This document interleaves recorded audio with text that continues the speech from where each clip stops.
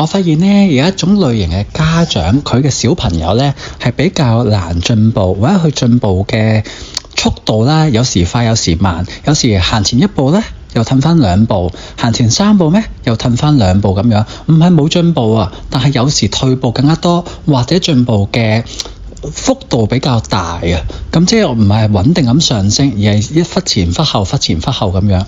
咁點解會咁呢？或者嗰類型嘅家長係大概點嘅呢？嗰類型嘅家長呢，通常就係話口裏說不，身體卻很誠實嘅家長。咁即係咩啊？例如啲家長會話：我哋學習呢個運動嘅時候呢，唔使咁辛苦㗎，亦都唔使諗住攞獎嘅，淨係俾個小朋友嚟培養下興趣嘅啫。不過阿 Sir 啊，如果可以攞獎就最好攞獎啦。即係你知道香港我哋呢個學習嘅文化嚟講，有獎嘅話容易啲升小學、中學、大學㗎嘛。咁所以最後做到啦。但係唔使咁逼㗎。呢個唔係硬性要求嚟嘅，咁雖然話唔係硬性要求啦，但係佢每次都會強調呢一樣嘢，亦都即係當小朋友做唔到嘅時候咩，佢就會 push 咗小朋友啦，會 push 咗老師等等。所以換言之咧，個家長就係口裏說不，就係不停咁強調唔需要㗎，但係咧佢又反覆想又要達至呢個效果。咁但係好遺憾地咧，通常呢類型嘅家長佢嘅小朋友咧，反而進步速度係最慢嘅。咁點解會咁樣啊？其實就係因為佢冇一個一致性喺度啊！一致性喺我哋一個學習嚟講呢係非常重要嘅。一致性講緊嘅係咩啊？就係我哋有呢個目標，然之後一齊向住呢個目標進發。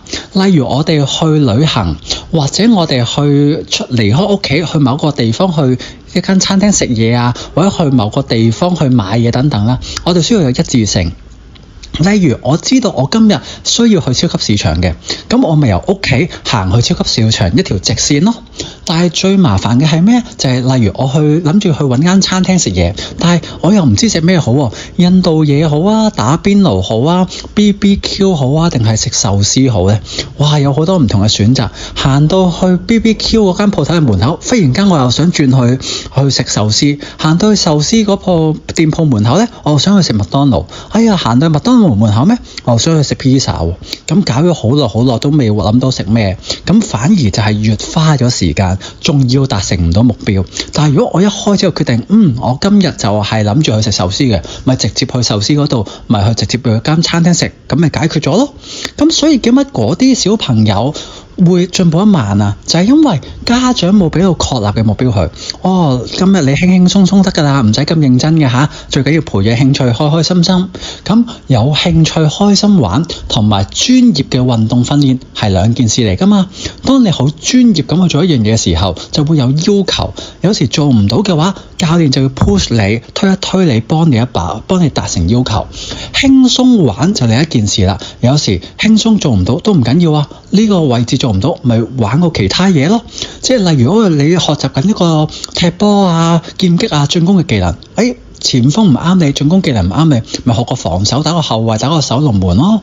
但係如果作為一個訓練員就係，你而家做前鋒，你進攻嘅技巧搞唔掂啊，繼續苦練到你可以突破對方嘅防守位置。所以輕鬆作為興趣同埋要專業訓練係兩件事嚟嘅。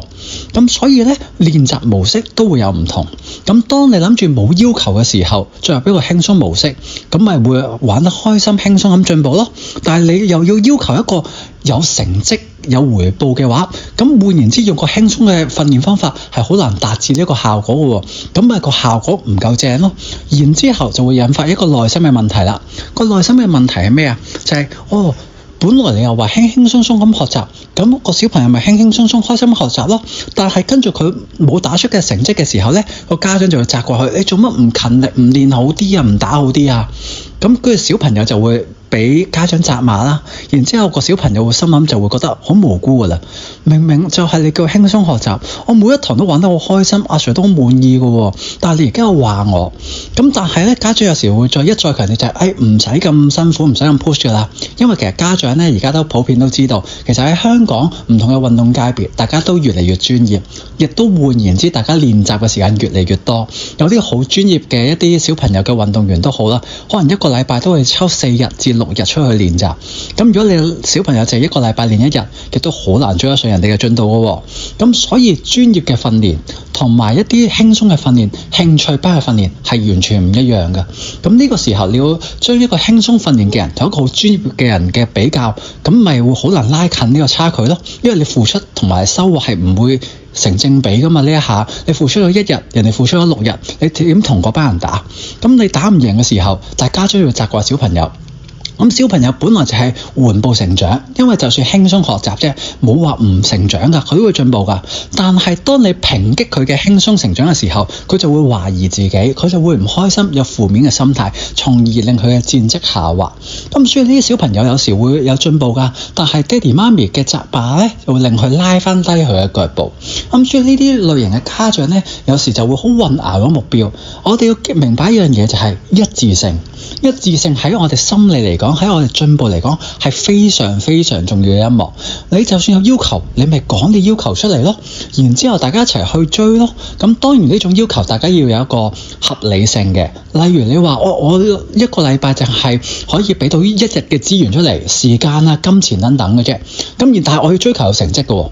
咁其實家長亦都需要面對一個現實，就係咪真係有呢個可能性呢？我哋作為大人返工嘅時候，我可唔可以淨係返1日工，但係老細照出5日嘅糧俾我呢？唔 make sense 噶嘛。但係作為家長，有時候就認清呢個事實，你有呢個唔 make sense 嘅一個要求嘅時候，咁點會有呢個回報呢？好啦，當你認清咗事實啦，你願唔願意投資呢一樣嘢？定係你唔願意投資先？你願意投資，1個禮拜俾個小朋友練習6日，個小朋友哋都好 enjoy 去做呢件事情，咁你就可以要求翻佢有6日訓練量嘅回報啦。你就可以同嗰班練習得最多嘅運動員去爭1日嘅長短啦。咁但係如果唔係嘅話，你都冇練習咁多，你俾呢個要求出嚟係唔合理噶嘛？唔合理嘅時候，其實你應該降低翻要求，你俾佢開心學，咁咪希望佢開開心心，真係有興趣到嚟 relax 下，咁咪已經係最好咯。反而佢咁樣緩步成長，佢以後仲有機會想練多啲嘅時候，轉之為一個專業嘅運動員，練翻多啲。但係你就係1個禮拜練1日2日，然之後要求有好極端好好嘅成績，佢做唔到嘅時候，你又抨擊佢話佢嘅時候，佢只會更加培養唔到呢個興趣。因為原來玩呢個興趣嘅時候，爹哋媽咪係會鬧我㗎，咁我唔想玩啊，佢咪會更加逃離呢一樣嘢，從而更加冇收穫咯。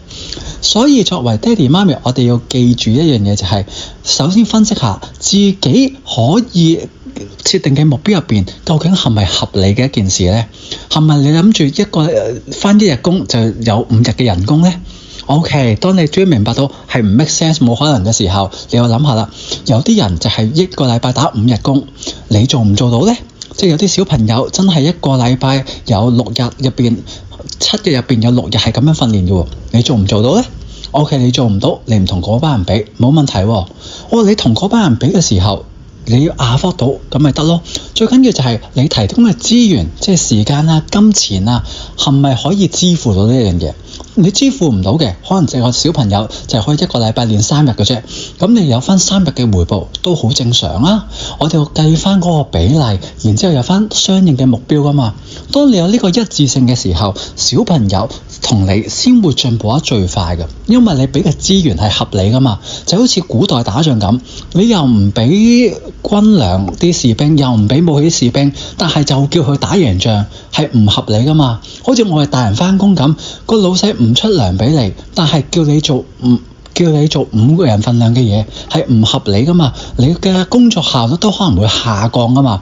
例如佢就係叫你去整好一個 Excel 做好一份文件，但好遺憾地，我哋公司冇電腦提供㗎，你自己翻屋企拎你個電腦嚟啊，你都會覺得唔合理㗎嘛。你可能會想揾個第二間更好嘅公司，至少提供部電腦俾我先，唔使我自己帶部電腦翻嚟啊。咁所以其實呢樣嘢用喺小朋友嘅教育都係一樣㗎。當個公司唔可以提供個合理嘅資源俾你嘅時候，你做唔到好正常啊。個老細仲怪責你嘅時候，你就會不滿，就會反抗啊。小朋友都係一樣。咁所以我哋作為家長要記住，諗下自己想要啲咩目標，自己諗下究竟你會唔會負擔到呢個資源，負擔到先有呢個目標俾小朋友啊。如果唔係，你應該要降低自己嘅期望值，去返一個合理嘅水平。如果唔係，其實你想要嘅，你唔係想要一個合理嘅回報，你想要嘅就好似中六合彩咁，你想要個天降橫財咋？你就係想小朋友訓練一日有人哋訓練7日嘅水平，呢個真係 make sense 咩？唔正常係嘛？如果小朋友呢個能力嘅話，先好出奇啦。你應該用翻喺教學度，你會唔會要求小朋友淨係上1日堂溫1次書，然之後另外嗰7個鐘頭去打機去玩啊？你用落讀書度，你都覺得唔合理啦。咁點解擺喺其他嘅目標上邊，你會有咁嘅要求呢？咁所以記住，作為家長，我哋想要嘅就係小朋友有一個合理嘅進步，至少唔係退步先啦。咁點樣做到佢唔退步並且有進步啊？你要做嘅唔係想忽然間呢個暴增上去啊，你要做嘅就係俾佢唔降低咁合理地上升，就要根據翻自己可以承擔嘅一個資源，負擔到嘅資源，就俾翻相應嘅目標佢。唔好成日話，哎呀我冇乜目標㗎，但係最好嘟嘟嘟嘟嘟咯。你個但係嘟嘟嘟嘟就係你嘅目標咯。好啦，你個嘟嘟嘟嘟就要睇翻啦，究竟你可唔可以負擔到呢一樣嘢？你負擔到，俾呢個目標佢冇問題。你負擔唔到，就要微調一下呢個目標嘅可能性。記住，可以同小朋友一齊商量㗎。究竟小朋友想唔想做呢一樣嘢？大家係咪有呢個一致性？當我哋有一致性嘅目標嘅時候，大家先會進步得最快。